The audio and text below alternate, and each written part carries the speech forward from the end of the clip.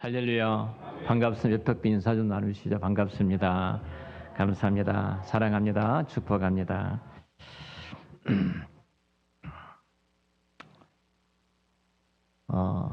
창세기 23장 지난주 이 말씀을 통해서 우리가 그 막벨라 굴 무덤을 통해서 이루어 가신 하나님의 구원 역사를 함께 나누었습니다. 우리 창세기 24장에 넘어오면은 바로 무덤에서 혼인잔치로 시작이 되어집니다. 그래서 무덤 너머에 기다리고 있는 혼인잔치 혹은 보이지 않는 하나님의 인도하시는 결혼, 이렇게 부주제로 잡고 말씀을 묵상하게 됐습니다.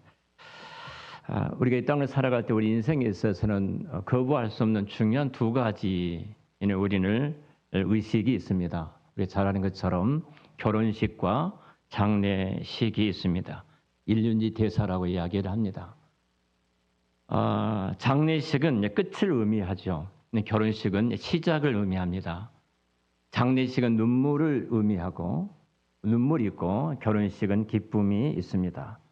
장례는 떠나보냄이고 결혼은 만남을 자리입니다. 창세기 23장의 성경이 최초로 장례식이 한 장 전체에 대해서 기록이 되어 있고요. 창세기 24장에는 결혼식이 최초의 결혼식이 전체에 67절 굉장히 구약의 시편 119편을 제외하고는 가장 긴 성경 구절에 이삭과 리브가의 결혼식을 기록하고 있습니다. 왜 하나님께서 장례식 다음에 결혼식을 기록하셨을까? 여기에 우리는 잘 아신 것처럼 성경 어디를 열어도 복음이 있다는 사실을 알고 있기 때문에 이 안에 분명히 복음이 있습니다. 언제나 장례식은 끝나지 않습니다. 바로 십자가와 부활이 기다리고 있습니다. 죽음 다음에는 생명이 있고 그리고 무덤 다음에는 혼인잔치가 진행되고 있는 것을 보게 되어집니다. 지난주 우리가 창세기 23장을 잠깐 좀 정리를 하면은 인간의 이야기가 이제 죽음으로 끝난 것처럼 보입니다. 창세기 23장 1절에 사라가 죽었다. 이렇게 성경은 시작을 하고 있지 않습니까? 믿음의 어머니 사라가 죽었다.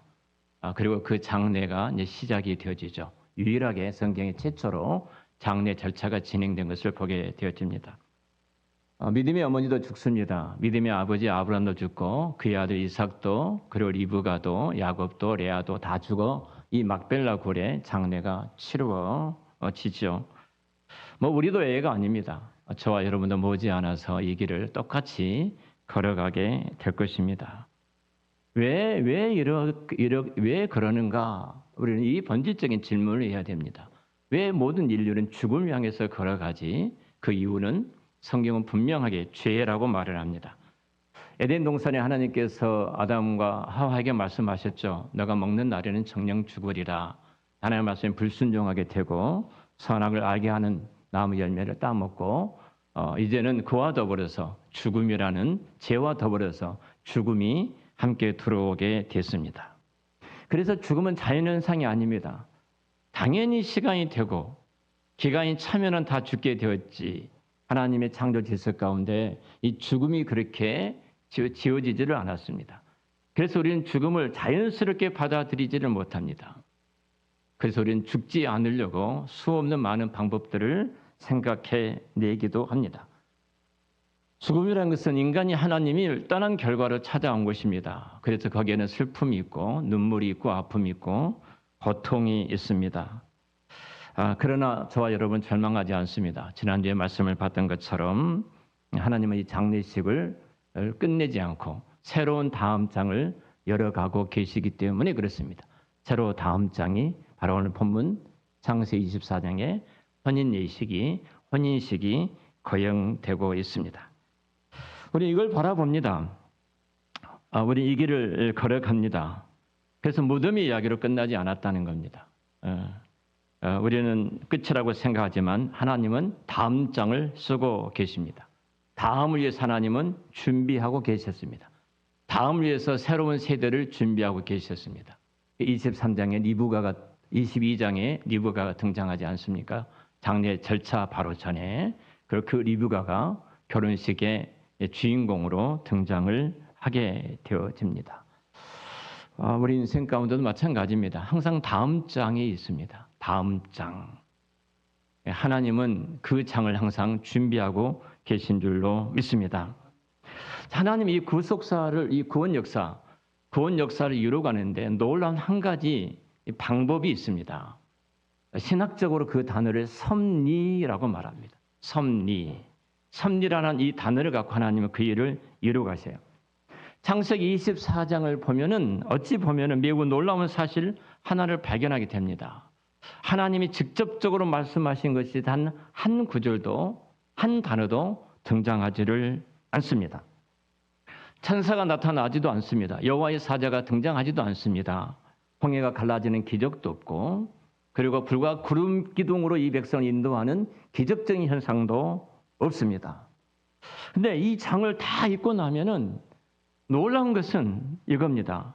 가장 많이 하나님이 일하고 계셨다는 사실을 우리가 느끼게 되어집니다. 왜 그럴까? 하나님 이 사건 배후에서 일하고 계십니다. 이것을 우리는 섭리라고 말을 합니다. 우리는 하나님의 능력을 생각하면 많이 기적을 떠올리죠. 병든 자가 고침을 받는 기적, 홍해가 갈라지는 기적, 불과 구름 기둥의 기적, 반석에서 새물이 솟는 기적, 죽은 자가 살아나는 기적, 이런 기적들을 우리는 떠올립니다. 물론 그것도 하나님의 역사입니다. 하나님 초자연적인 능력과 권능을 갖고 이 놀라운 기적을 행하기도 하십니다. 그런데 하나님께서 대부분이 하나님께서는 기적보다도 그 섭리로 일해가고 계신 것을 보게 됩니다. 우리는 특별히 하나님의 음성을 기다립니다. 그 음성만 들리면은 그냥 자다가 벌떡 일어나서 그쪽으로 달려가고 싶은데 그 음성이 들리지를 않습니다. 하나님은 평범한 우리 일상을 통해서 하나님의 놀라운 그 일들을 이루어가고 계신 것을 보게 되어져요. 하루하루, 매 시간 매 때 하나님의 영향력이, 하나님의 간섭이 미치지 않는 영역이 없습니다. 창세기 24장에서 하나님께서는 자기 백성을 그렇게 섭리로 이끌어 가신 놀라운 손길들을 우리가 만나게 되어집니다. 자, 먼저 아브라함은 현실보다 하나님 약속을 더 붙들고 있는데요. 아브라함은 나이가 매우 늙었습니다. 그의 아내 사라도 죽었습니다. 머지않아서 나도 내 아내 죽은 현장을 받고 장례를 치루었습니다. 나이가 10살을 더 먹었던 나도 머지않아서 죽는다는 사실을 아브라함은 잘 알고 있었을 것입니다. 그 내 아들 이삭이 있습니다. 아직 이삭은 결혼하지 않았습니다. 아니 그 결혼하지 않는 이삭을 통해서 하나님이 열방의 큰 민족을 이루어 가신다고 약속하셨는데 이 아들이 이삭 결혼도 안 하고 아직도 전혀 앞에 어떤 것도 보이지를 않습니다. 얼마나 불안하겠습니까? 나도 멀지 않아 이 땅을 떠나게 될 텐데 내 아들은 어떻게 될 것인가? 결혼을 하게 될 것인가? 결혼해서 자녀를 낳게 될 것인가? 나처럼 이 길을 또 걸어가지는 않겠는가? 이런 어떤 불안한 상황이 그 마음을 지배하지 않았을까요? 근데 아브라함은 놀랍도록 그의 마음이 평안합니다. 오늘 7절에 이렇게 성경 말을 합니다. 하늘의 하나님 여호와께서 나를 내 아버지 집과 내 고향 땅에서 떠나게 하시고 내게 말씀하시며 내게 맹세하여 이르시기를 이 땅을 내 씨에게 주리라 하셨으니 그가 그 사자를 언급하는 그 천사를 해요. 그 천사를 너보다 앞서 보내실지라 내가 거기서 내 아들을 위하여 아내를 택하라 하고 말합니다. 종을 부릅니다. 나를 갈대아 우르에서 인도하신 그 하나님께서, 여기까지 인도하신 하나님께서 내 앞서서 사자를 내 앞서 보내서 내 아들 이삭을 위한 아내를 이미 준비해 놓으실 것이다. 이 일을 그 하나님께서 이루실 것이다. 아브라함은 현실을 무시한 것이 아닙니다. 아내가 죽은 것도 잘 알고 있고 내가 나이 많이 먹어서 얼마 있지 않다가 이 땅을 떠날 것도 아브라함은 충분히 알고 있었던 사람입니다. 이삭은 아직 결혼하지를 않았습니다. 그러나 아브라함은 그 현실보다도 하나님의 약속을 더 크게 믿었다는 사실입니다. 여러분, 바로 믿음이 그렇습니다. 믿음이 그래요.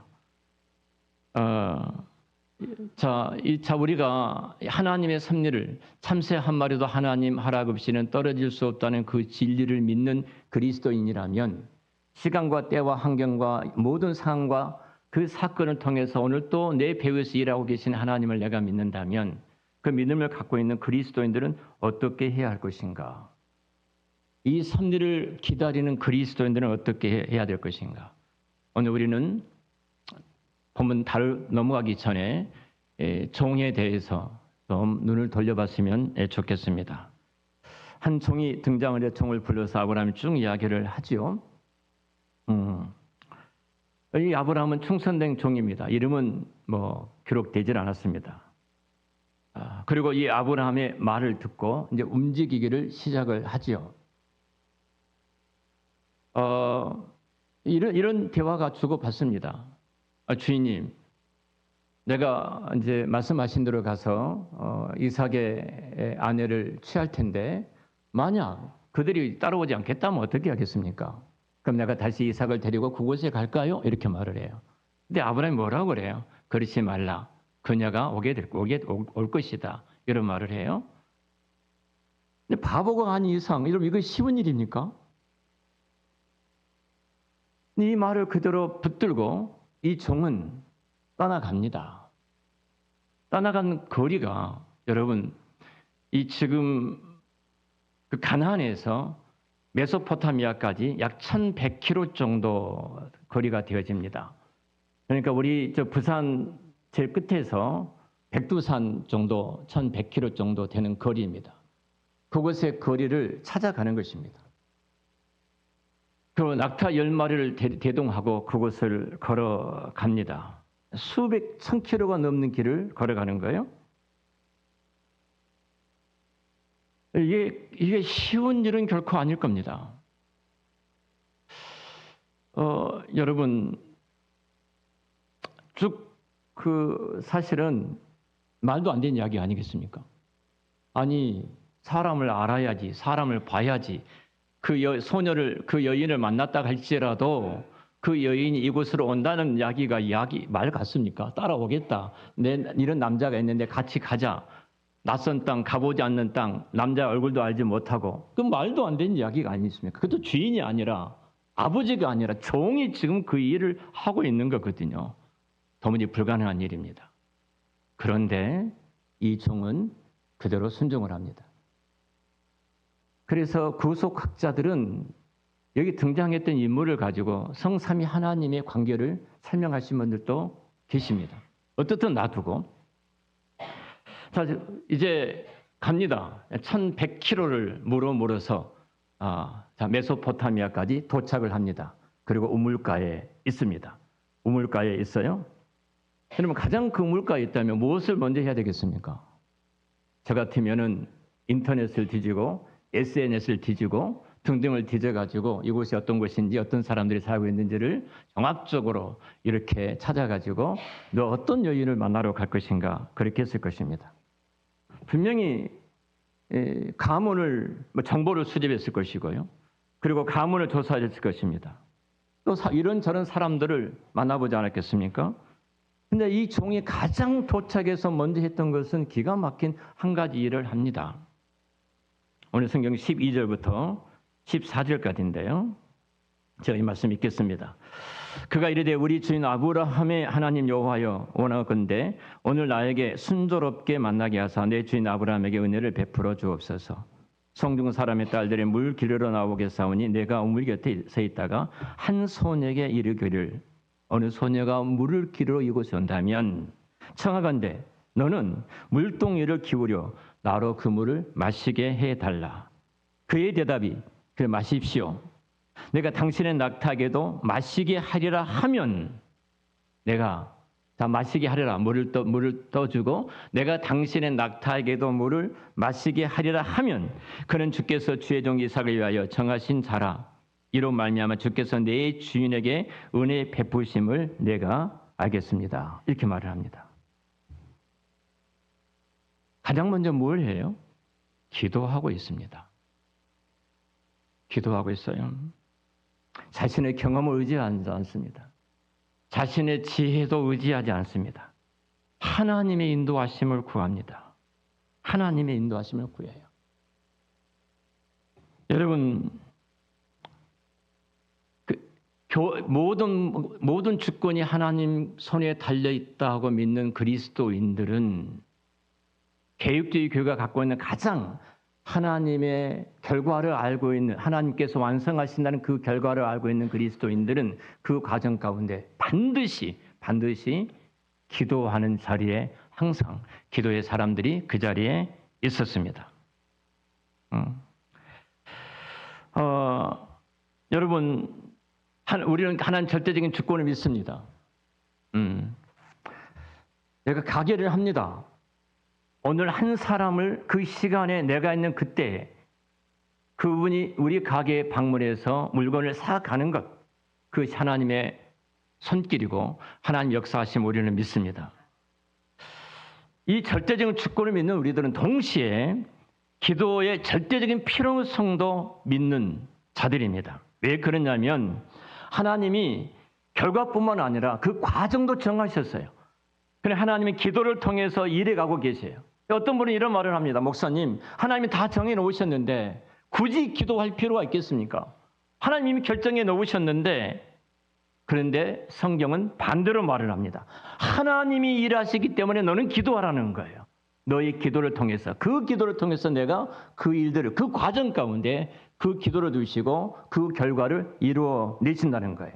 이 기도는 하나님의 뜻을 바꾸는 수단이 아니라 우리를 하나님의 뜻 안으로 들어가서 그 일을 이루는 통로가 기도입니다. 그래서 기도하는 사람은 하나님의 손길을 훨씬 더 많이 보게 되어 있습니다.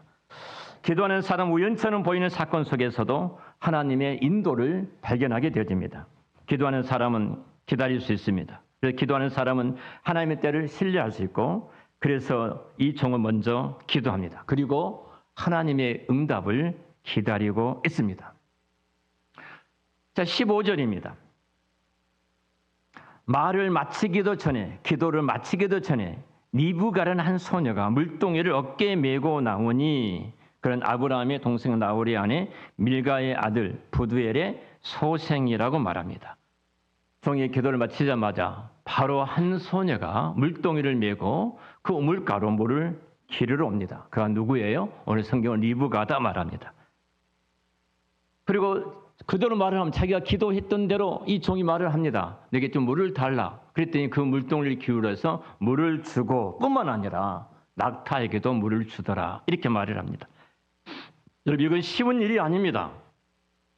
자, 그리스도인들은 이거 하나님께서 만나신 하나님의 섭리, 하나님께서 그 시간과 때에 그 장소에서 그 일들을 이루게 했다는 사실을 믿는 그리스도인이라면 항상 한 걸음 더 나아갑니다. 물을 달라 그랬어요. 그러니까 소녀가 물동이를 기울여서 물을 줍니다. 그리고 낙타에다가 물을 주기를 시작합니다. 낙타 한 마리가 물을 먹는 양이 약 100리터에서 150리터 정도 된다고 합니다. 100리터에서 150리터의 낙타의 물이, 여러분 물통이, 지금 우리가 20리터 물통이 있잖아요. 이것이 한 7통 정도를 한 마리에 먹이는 거예요. 그러니까 10마리 낙타에다 물을 먹인다고 한번 생각을 해보세요. 얼마나, 그 물동이 하나가 20리터에서 25리터 정도 된다고 그러는데, 메고 온 것이, 이것을 길러서 그 많은 양을 길러가지고 낙타에다 물을 먹인다. 이게 그리스도인들이에요. 직장에서 제발 쫀쫀하게 굴지 맙시다. 예수 믿는 우리들은 하나를 시키면 10가지 가야 돼요. 하나님이 내게 하나를 맡기셨다는 사실을 믿는 자라면은 하나 해놓고 끝이 아니라 그와 연관된 10가지 간 것이 그리스도인들이 가 있는 선교적인 사명의 자리예요. 이들을 통해서 하나님은 그 나라를 이루어 가시는 거예요. 이 일을 보고 있는 거예요, 이 종이. 깜짝 놀랍니다. 왜냐하면 내가 기도했던 그 내용대로 하나님께서 그렇게 이루어지고 계시거든요. 여러분, 겉으로 보면 이것이 우연처럼 보입니까? 마침 그 시간에 리브가가 물을 기르러 그곳에 왔다. 그 장소에 마침 물을 기르러 왔다. 그 마침 리브가가 마음을 다해서 친절을 베풀었다. 근데 성경은 이것을 우연이라고 말하지 않고 하나님의 섭리라고 말을 합니다. 우리도 살아가면서 이런 경험을 많이 합니다. 그때는 몰랐습니다. 왜 그런 일들이 일어났는지 우리는 몰랐습니다. 왜 실패했는지 모르고 내가 왜 그 직장을 그만둔지도 잘 모릅니다. 내가 왜 그 사람을 만났는지도 잘 모릅니다. 근데 시간을 지나고 보니까 그 배후에 하나님이 일하고 계심을 알게 됩니다. 아, 하나님이 인도하고 계셨구나. 하나님이 나를 여기까지 데리고 오고 계셨구나. 사랑하는 여러분, 우리가 자수를 보면은 앞면은 정말 아름다운 예쁜 모양이 수놓아져 있습니다. 그 뒷면을 보면은 엉망입니다. 실들이 엉켜 있고 잘라져 있고 맞지도 않고 지저분하게 보입니다. 근데 앞면을 보면은 정말 아름답죠. 하나님은 우리의 뒷면을 보고 계신 것이 아니라 앞면을 완성된 작품을 하나님은 보고 계셔요.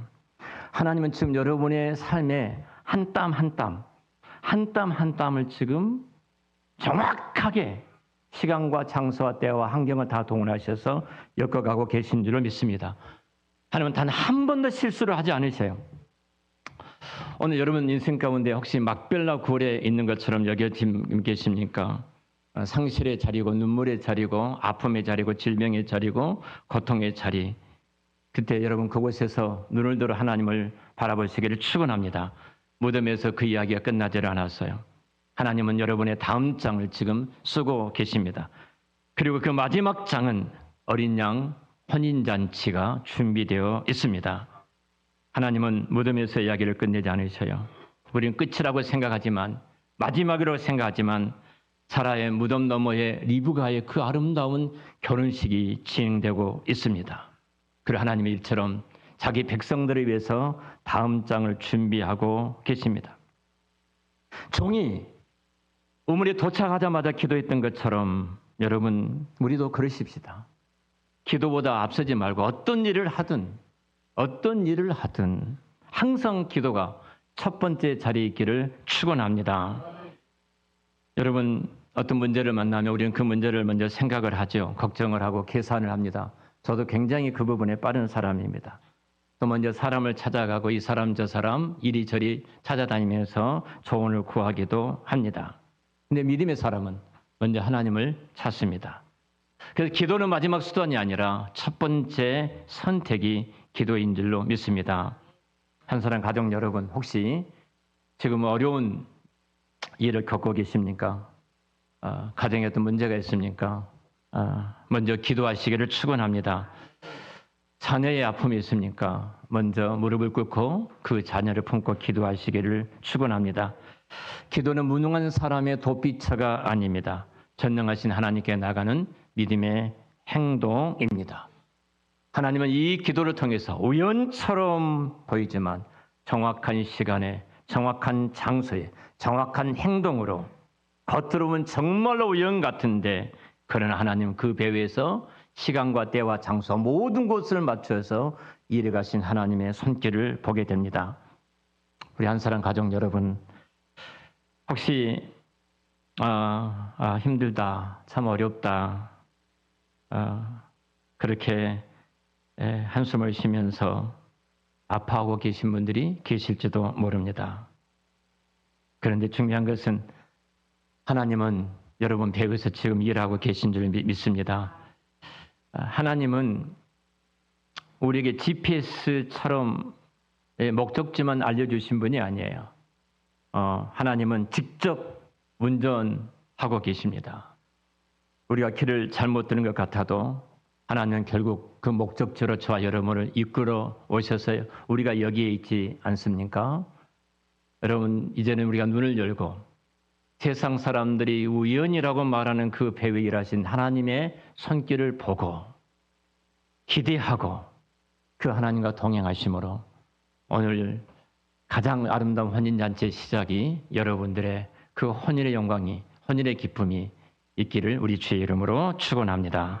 기도하겠습니다.